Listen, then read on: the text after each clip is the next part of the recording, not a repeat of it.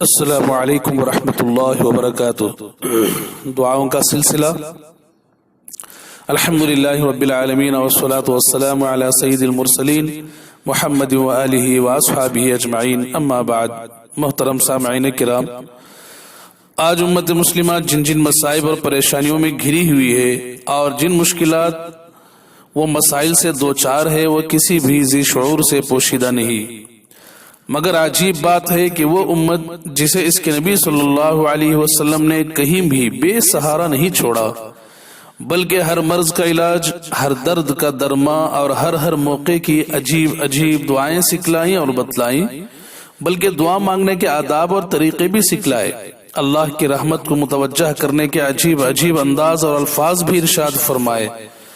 دعائیں کن اوقات میں قبول ہوتی ہیں اور کن جگہوں پر قبول ہوتی ہیں، سبھی کچھ بتلا دیا، مگر امت کا حال یہ ہے کہ امت اپنے مصائب کو دور کرنے کے لیے تمام ظاہری اسباب کو تو اختیار کرتی ہے، ڈاکٹر جو بھی تدبیر بتلاتا ہے وہ سب کر گزرتی ہے، مگر ہائے افسوس اپنے خالق و مالک کو راضی کرنے کی تدبیر نہیں کرتی۔ پس جب پاور ہاؤس ہی سے کنیکشن کٹا ہو تو صرف درمیان کے تار جوڑنے سے کرنٹ کیسے آ سکتا ہے، اور پھر گھر میں لائٹ کہاں سے آ سکتی ہے، ظلمتیں اندھیریاں کہاں سے دور ہو سکتی ہیں۔ یہ جو دعائیں آپ حضرات کی خدمت میں پیش کی جا رہی ہیں، کسی شاعر کا تخیل یا مصنف و ادیب کے قلم کا زور نہیں ہے، یہ اللہ والوں کی مبارک زبانوں سے نکلے ہوئے الفاظ ہیں، پر تاثیر، محبت و معرفت سے لبریز، خوف و خشیت اور امید و رجا دونوں سے بھرے ہوئے۔ اللہ والوں کی یہ اہم اور قیمتی دعائیں مختلف کتابوں میں منتشر تھی۔ مخدوم گرامی قدر حضرت مولانا مفتی عمر صاحب جونپوری دامت برکاتہم وعمت فیوزہم، خلیفہ حضرت قاری امیر حسن صاحب رحمۃ اللہ علیہ نے ان دعاؤں کو یکجا کر کے رسالے کی شکل دی، اور اسی رسالے سے وقتاً فوقتاً آپ حضرات کے فائدے کے لیے پیش کی جا رہی ہے۔ آج جو دعا آپ حضرات کی خدمت میں پیش کی جا رہی ہے وہ حضرت عائشہ رضی اللہ عنہا کو الہام کی ہوئی دعا ہے۔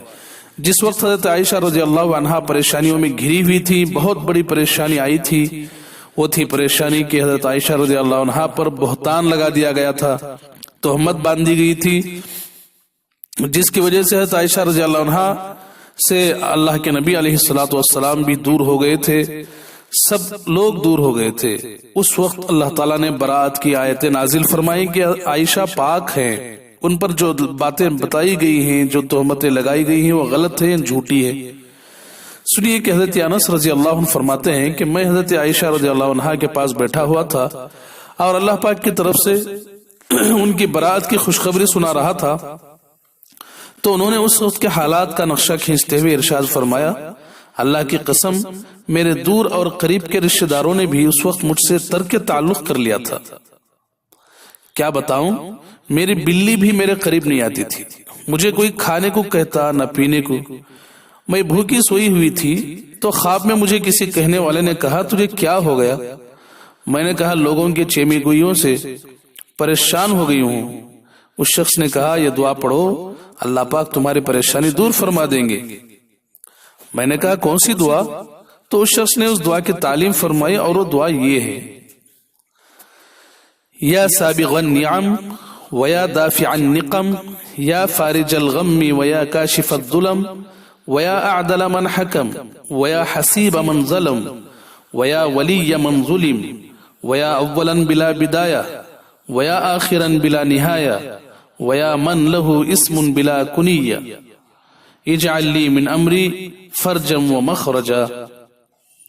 ترجمہ، اے نعمتیں برسانے والے، اے مصیبتوں کو دور کرنے والے، اے غم و علم کا خاتمہ کرنے والے، اے تاریکیوں کو کھول دینے والے، اور اے فیصلہ کرنے والوں میں سب سے زیادہ انصاف کرنے والے، اور اے ظالم کا احتساب کرنے والے، اور اے مظلوم کے دوست، اور اے پہلے بغیر ابتدا کے، اور اے آخر بلا انتہا کے، اور اے وہ ذات جس کا نام ہے اور کنیت نہیں، میرے معاملے میں آسانی اور کشادگی فرما۔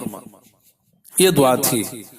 حضرت عائشہ رضی اللہ عنہ فرماتی ہیں میں صبح اٹھی تو بالکل سیر اور سیراب تھی، اللہ تعالیٰ نے میرے بارے میں قرآن پاک کی آیتیں اتار کر میری پریشانیوں کو بھی دور فرما دیا تھا۔